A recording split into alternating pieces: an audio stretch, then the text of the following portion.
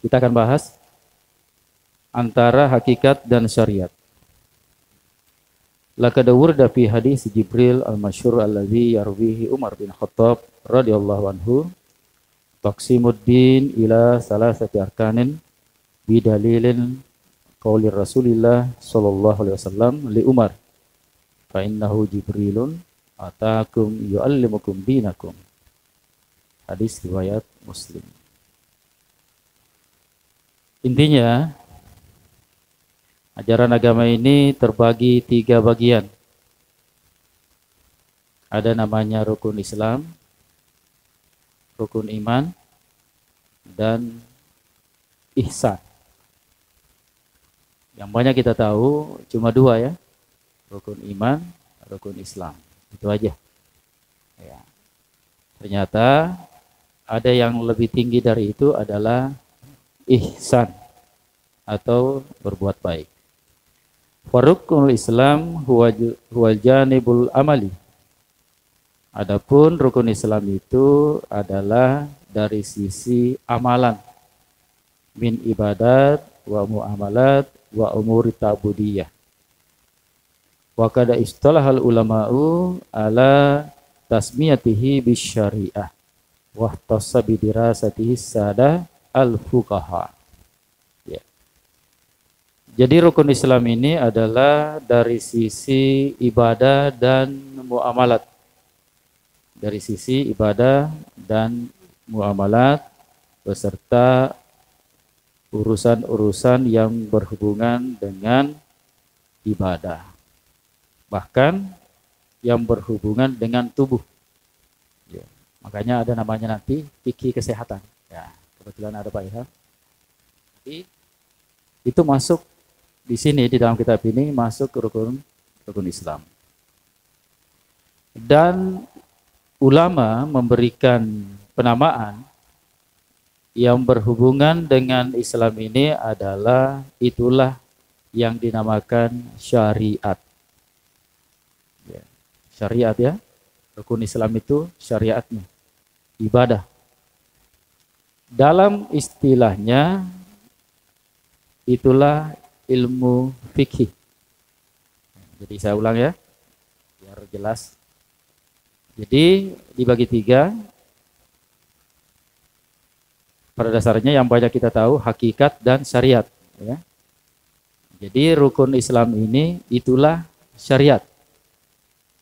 Yang termasuk di dalamnya adalah ibadah, muamalat, bahkan yang berhubungan dengan dunia, bahkan yang berhubungan dengan kesehatan. Nah, itu masuk semua di syariat. Ya, jadi ibadah dan muamalat masuk di syariat. Istilahnya yang lebih kita kenal itulah masalah fikih. Ya. Jadi syariat itu juga fikih. Itu juga rukun Islam. Ya, biar kita nggak pusing ya. Jadi kita bahas dulu syariat itu, itulah penamaannya fikih atau rukun Islam. Ya. Kemudian yang kedua, rukun iman. Ruknul iman wa huwal janibul i'tiqadiyyu au qalbi. Nah, rukun iman ini lebih fokus ke hati. Ya. Kalau rukun Islam ibadah ya, tubuh, fisik.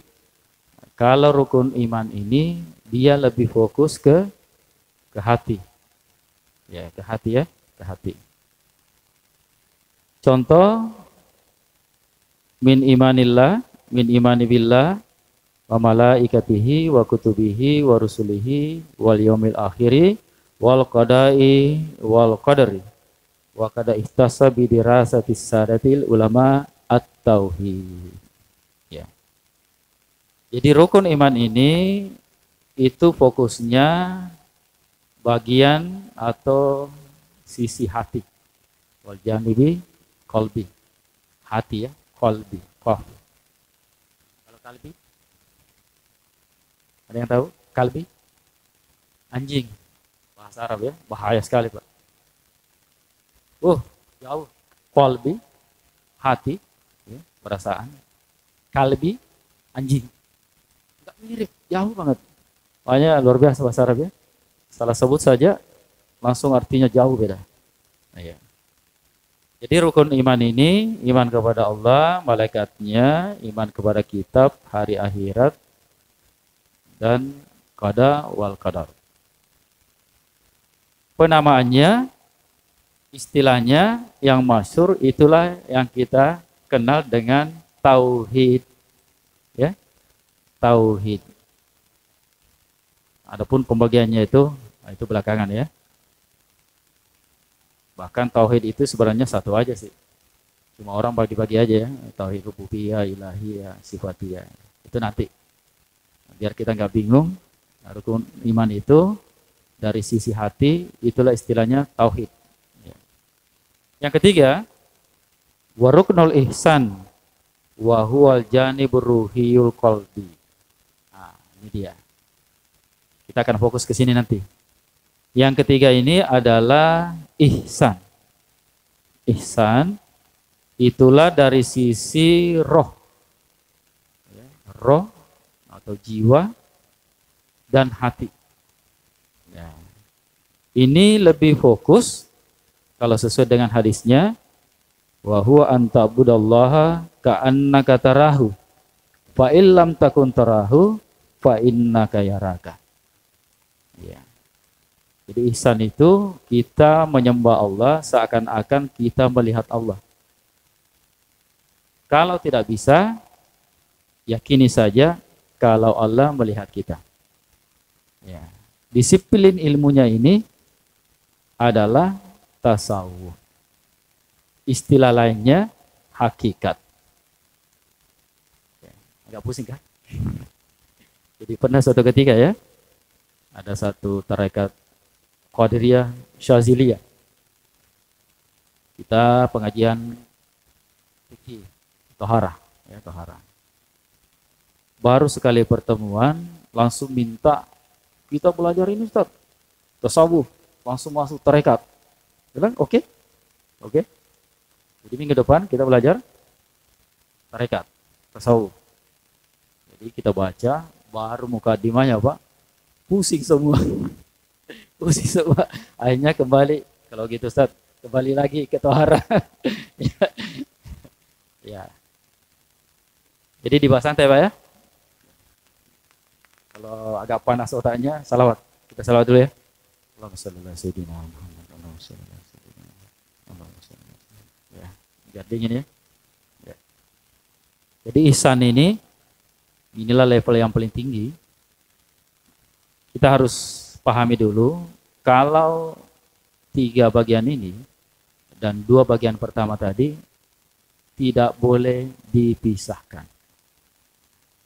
Jadi nggak boleh kita ngambil satu sisi, ngambil tarekatnya saja, tasawufnya, tapi tidak mau syariatnya, nggak mau belajar fikih.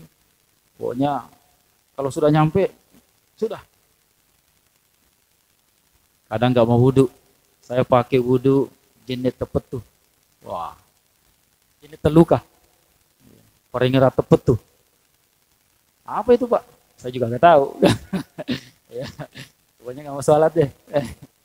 Enggak ya. Jadi kita dianjurkan semua sisi ini kita ambil. Biar kita menjadi manusia yang sempurna ya. Jadi sisi yang ketiga ini itulah tasawuf. Kita akan bahas nanti pengertian tasawuf. Ya, kita lanjut. Contoh sholat di sini. Jadi sholat itu harus dilakukan rohani dan jasmani. Jadi kita juga nggak boleh sholatnya asal-asalan, nggak mau belajar sholat, nggak boleh juga langsung rohaninya aja. Pokoknya yang sholat kan rohani, nggak usah ada gerakan. Ya. Atau sebaliknya, nggak mau tahu isi sholat, pokoknya sholat aja, gugur kewajiban. Kenapa kamu sholat? Ya sebenarnya sih saya malu sama mertua saya, makanya saya sholat. Ya. Atau gugur kewajiban ya. Nah, ini nggak dianjurkan. Wala takunul iqamatu illa bi jasadin wa ruhin. Jadi contoh sholat ini itu kita tidak lakukan kecuali harus dengan roh dan jasad yang sholat. Ya. Wa min haza nadriku talazumi al-wasiq bina syari'ati wal hakikati katalazumi ruhi wal jasadi. Wal mu'minul kamil huwallazi yajma'u bina syari'ati wal hakikati. Dari sini kita ketahui sesungguhnya syariat dan hakikat itu adalah satu kesatuan bagaikan roh dan jasad. Dan seorang beriman yang sempurna itu harus menggabungkan antara syariat dan hakikat. Ya, luar biasa ya. Perumpamannya syariat dan hakikat itu ibaratnya roh dan jasad. Salah satunya tidak ada, misalnya rohnya, jasadnya aja, apa namanya Pak? Bangkai. Atau rohnya saja, nggak ada jasad, apa namanya? Hantu, misalnya ya. Jadi harus dua-duanya ya, harus dua-duanya. Alhamdulillah ya, alhamdulillah. Saya teringat kembali. Jadi buku yang kita baca ini Haqaiq Anit Tasawuf. Ini saya sudah jelaskan. Kami waktu di Mesir beli buku ini pesan di Suria. Nah, inilah yang viral dibawakan, dipengajiankan oleh Ustadz Buya Razi ya. Ya, kemarin alhamdulillah kami dipertemukan oleh Allah bersama Pak Amir Jilati. Saya juga nggak membayangkan secepat itu kami ketemu. Jadi kami sudah hadiahkan buku. Jadi saya bertabaruk ya. Jadi saya bertabaruk kepada ulama. Menghadiahkan buku, minta doa untuk bagaimana kita istiqamah dalam dakwah ya. Alhamdulillah. Sudah memberikan buku ke Ustaz Somad, Arifin Ilham, TGB. Ya. Banyak alhamdulillah. Dan terakhir, Buya Razi. Saya pikir ketemu beliau itu paling tahun depan ya, tahun ini maksudnya. Ternyata lebih cepat dari itu. Ya. Tiba-tiba kami di WA ada agenda di Penajam. Sebelumnya saya tahu di Balikpapan. Ya. Rencana ke Balikpapan 3 hari, tapi karena ada acara, saya bilang ya sudahlah, mungkin lain kali. Ternyata ada yang WA saya, Ustaz, ada pertemuan di Penajam. Saya bilang nggak ada agendanya. Jadi saya tanya langsung penitiannya, benar nggak berita ini? Benar katanya. Ya udah kami berangkat jam 4 subuh ya. Ternyata acaranya molor, masya Allah. Ngantuk-ngantuk, tapi nggak apa-apa, perjuangan. Ya sudah ketemu, alhamdulillah. Jadi buku ini boleh juga pakai sampai sekarang. Dan alhamdulillah kami pengajiankan buku ini sejak tahun 2012. Ya, buku ini ini luar biasa ya. Cuma belum diterjemah Pak. Dan belinya pun, beli Arabnya aja susah. Nggak tahu sekarang ya. Kami dulu belinya di Suria dan harus pesan. Ya, harus pesan dulu. Tapi ya alhamdulillah kita bisa sharing dengan buku ini ya. Banyak aja sih buku tasawuf, banyak banget. Misalnya Al-Hikam ya, yang sangat terkenal itu banyak. Tapi buku ini unik. Saya lihat ternyata Buya Razi memang ini dia ininya apa sih namanya rujukannya. Ya kalau rujukannya belinya di Suria kan susah Pak. Jadi orang umum nggak punya gitu. Iya. Sama lah dengan yang pernah lihat ya. Saya punya buku aslinya Barzanji berbahasa Arab Gundul. Itu jarang orang punya Pak. Jarang. Maaf aja jarang. Bahkan guru-guru kita dulu nggak punya. Gitu. Kami pun dapatnya di Mesir itu dulu susah ya. Jadi itu intinya ya. Jadi sekolah di luar itu dimanapun saya kira sama. Tapi itu aja yang membedakan sekolah di luar negeri itu, terutama di Mesir ya, untuk rujukan itu banyak dan aman. Aman Pak.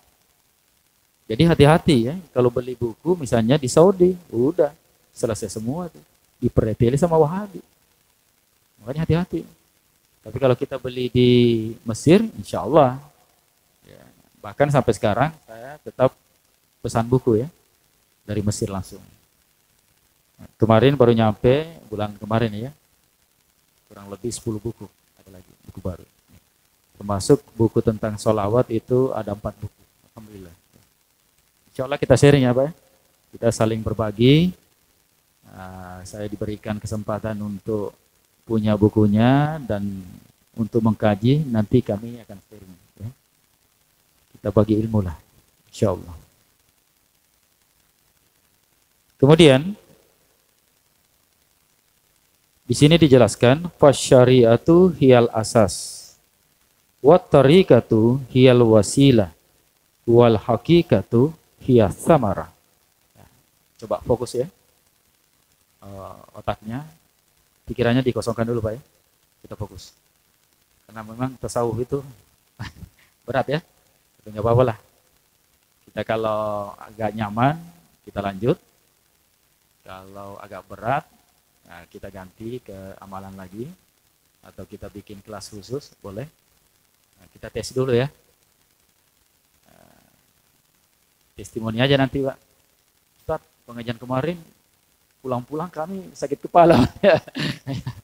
Ya. Jadi di sini dijelaskan syariat itulah asasnya. Asas. Jadi asas itu sudah jadi bahasa Indonesia ya. Asas. Asas artinya dasar ya. Dasar, apalagi inti, pondasi. Ya, itulah. Jadi satu kosakata bahasa Arab itu bisa bermacam-macam makna ya. Makanya bahasa Arab itu dinamakan ijaz. Ijaz artinya bahasa Arab ini melemahkan bahasa lain. Ya. Makanya wajar kalau bahasa Arab itu adalah bahasa surga. Karena memang paling sempurna. Kamusnya aja ada yang sampai 20 jilid. Lisanul Arabi Ibnu Mansur itu 12 jilid. Ya, ada juga Ferus Abadi. Itu mujam kamus bahasa Arab yang paling lengkap itu. Ya. Jadi, tolong fokus. Syariat itu adalah asas. Ya. Ibaratnya pondasi. Ya. Bangunan itu pondasinya syariat. Wat tariqatu hiyal wasilah. Nah, kita harus pahami tarekat itu adalah wasilah, jalan, cara ya, cara. Wasilah sudah jadi bahasa Indonesia juga. Alat, apalagi sarana. Jadi saya ulang, syariat itu adalah asasnya, pokoknya, dasarnya. Tarekat itu, tarekat dalam arti tasawuf ya. Ya, makanya ada golongan yang mengharamkan tasawuf. Wah, nggak benar juga. Wah, tasawuf itu bid'ah itu, nggak ada di zaman Nabi. Siapa bilang? Pahami dulu apa arti dari tasawuf. Ya, makanya nanti kami akan jelaskan. Ya. Jadi nggak bisa juga kita cuma tekstual ya, pokoknya ayatnya, hadisnya cuma satu. Ahlus sunnah. Tapi hadisnya cuma satu. Apa itu?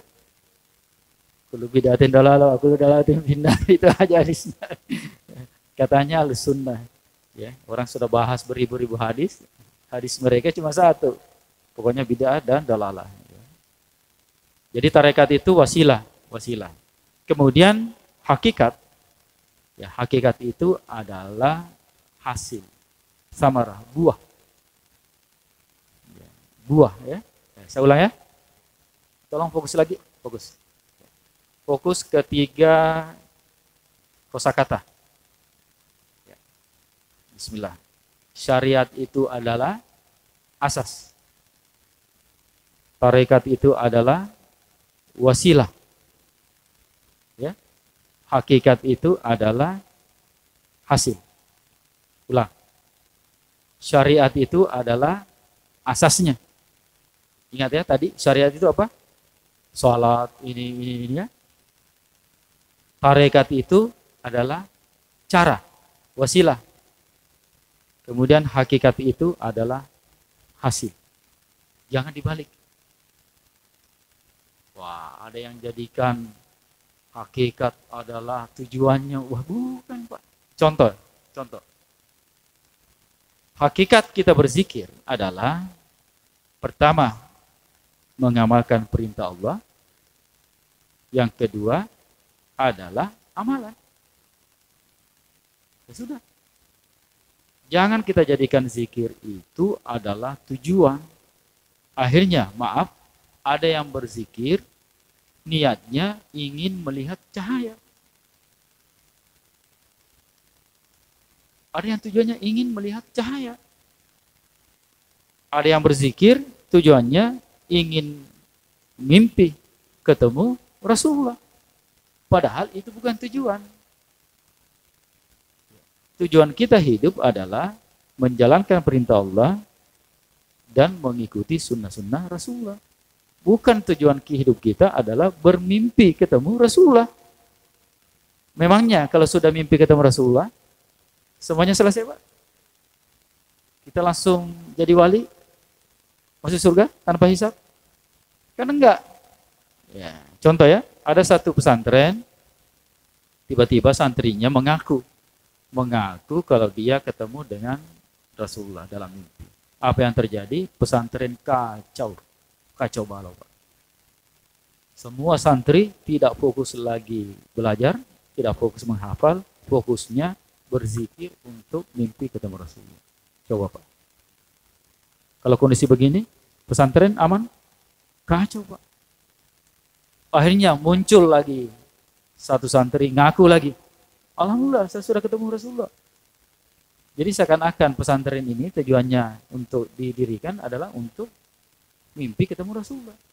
Ya, jadi jangan ditukar ya, jangan ditukar. Saya ulang, syariat adalah asas, tarekat adalah wasilah atau cara, dan hakikat adalah hasil. Coba bayangkan, Pak. Kalau kita mau melihat hasil dari amalan, kita jauh dari umat Nabi Musa. Umat Nabi Musa kalau berzikir, keluar cahaya dari mulutnya menembus ke langit. Tapi apakah kita kalah sama mereka? Enggak. Kita umat pertama yang masuk surga. Itu karena kenapa? Kita ini umat dakwah. Jadi umat Rasulullah itu umat dakwah. Dakwah inilah amalan yang paling tinggi.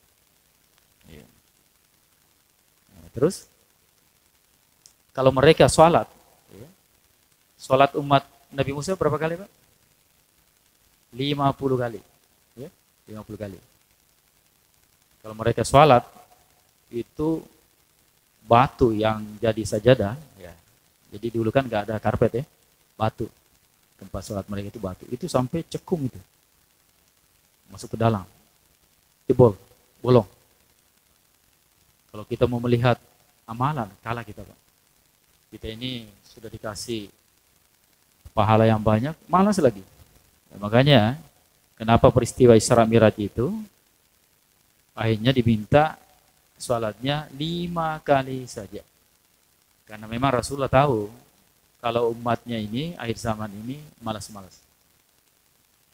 Tapi apa yang terjadi? Allah berikan pahala sama dengan umat Nabi Musa. Jadi kita 5 kali sholat, bagaikan 50 kali sholat. Makanya ada yang bahas itu, bahkan ada satu buku itu.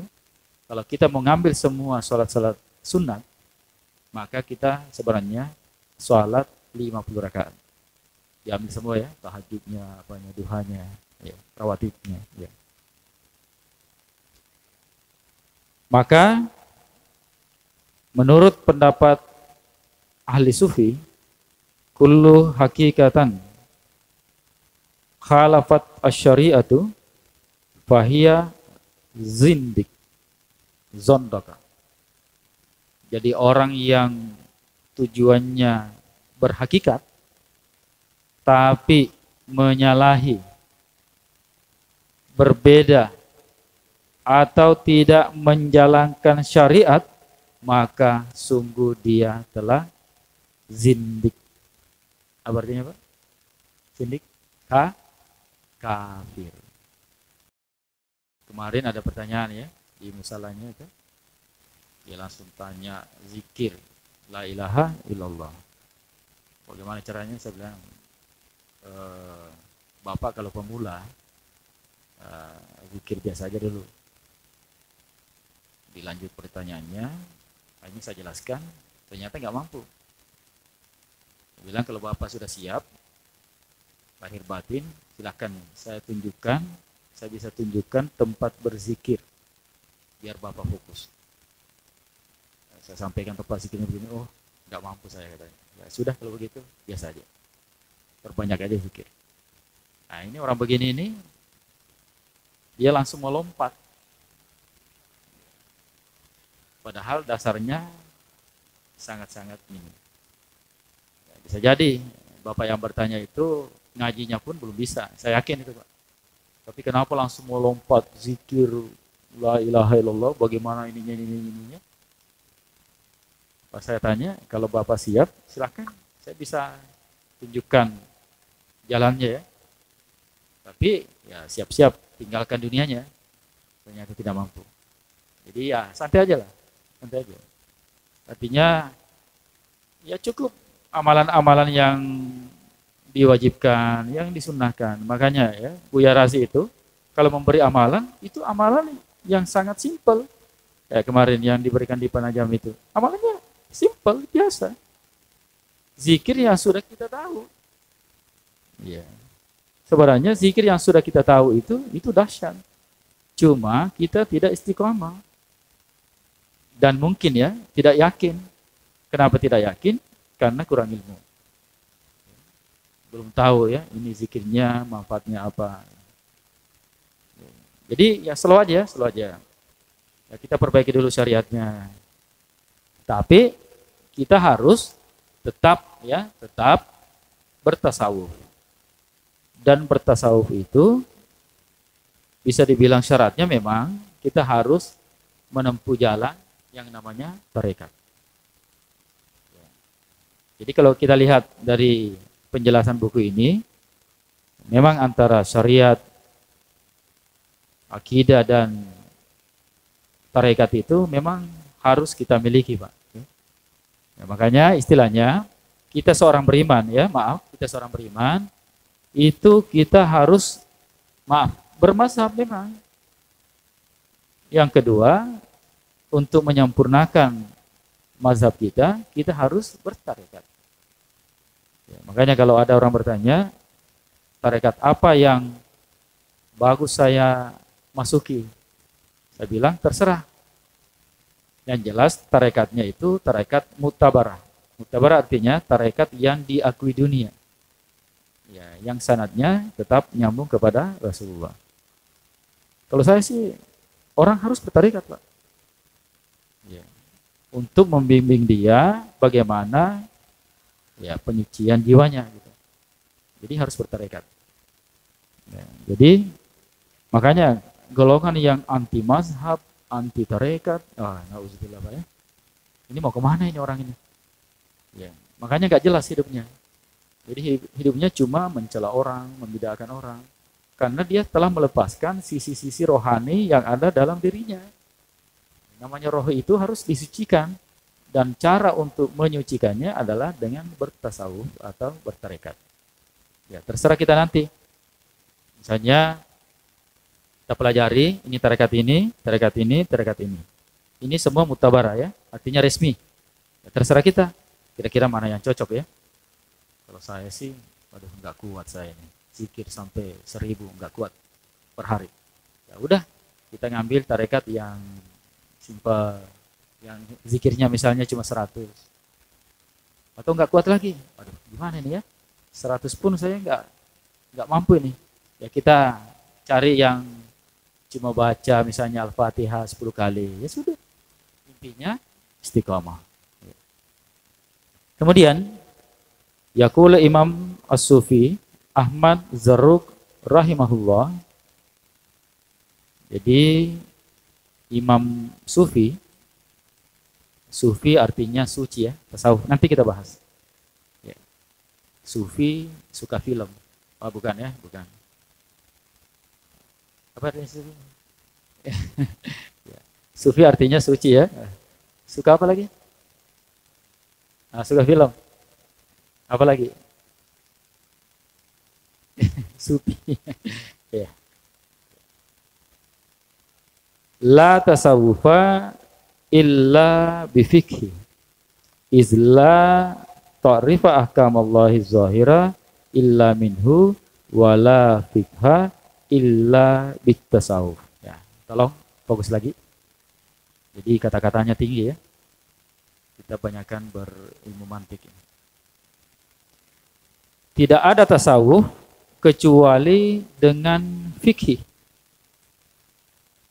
Tidak ada tasawuf, sufi, kesufian maksudnya, kecuali dengan fikih. Fikih artinya al-fahmu. Ya. Jadi kita berfikih artinya kita berpaham. Biar kita paham apa perintah Allah. Ya. Wala fikha illa bitasawufi. Dan tidak ada fikih kecuali dengan tasawuf. Coba tingginya ya. Kiasnya ini. Kita ulang. Tidak ada tasawuf kecuali dengan fikih. Dan tidak ada fikih kecuali dengan tasawuf. Berarti fikih dengan tasawuf tidak boleh dipisahkan.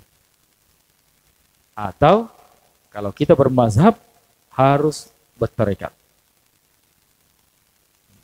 Jangan kita buang salah satunya. Saya maunya bertasawuf aja deh. Soalnya kalau kita bertasawuf enak.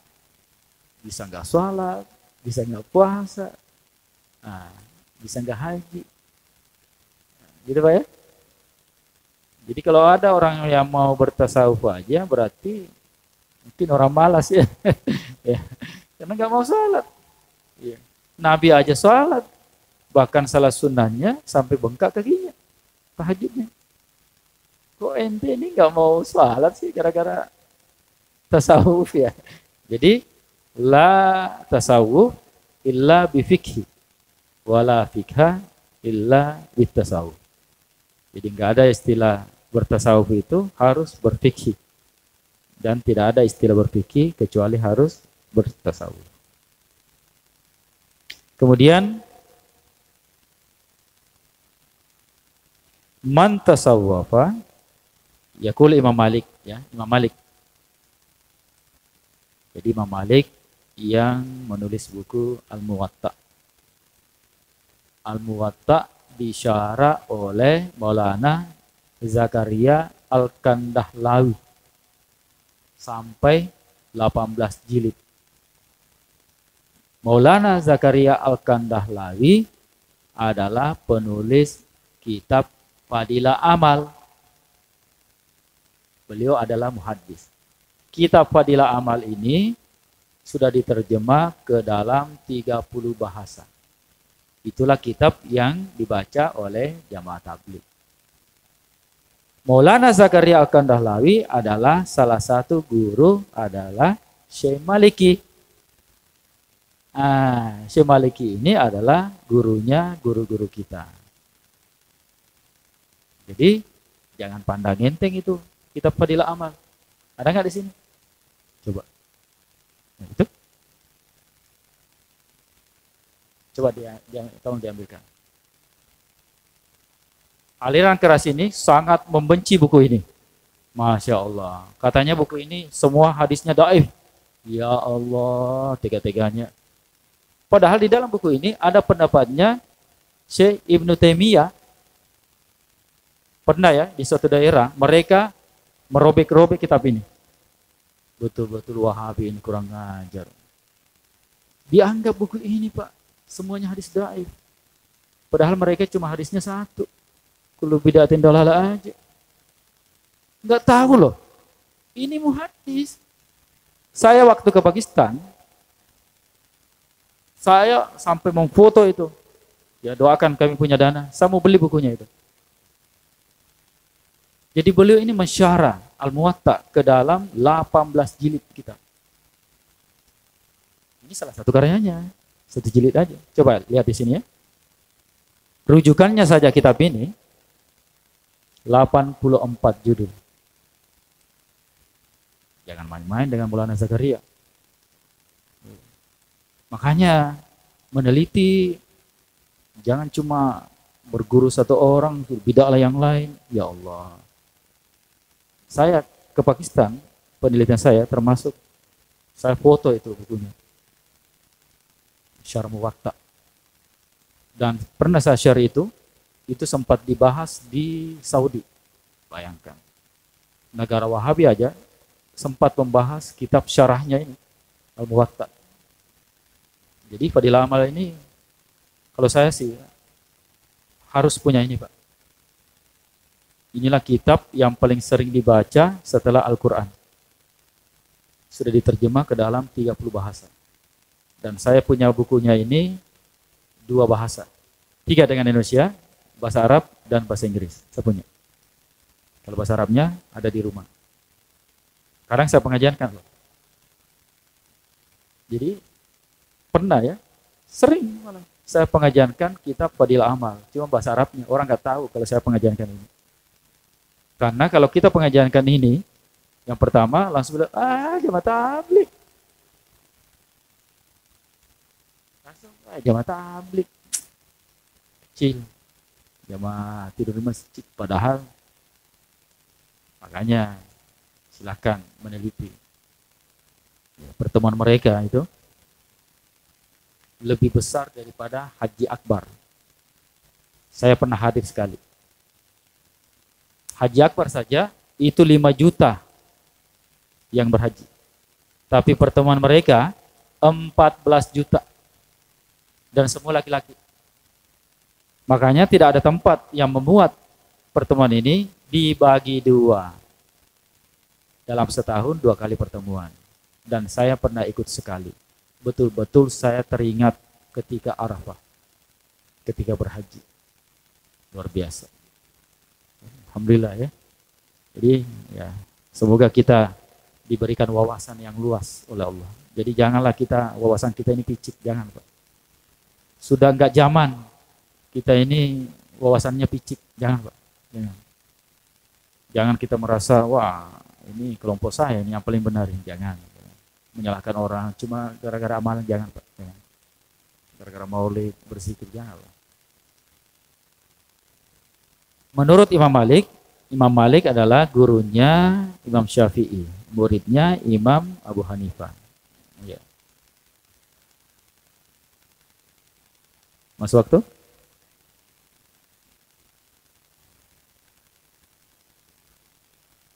Berapa? Udah? Lain kali kita lanjut ya. Assalamualaikum warahmatullahi wabarakatuh.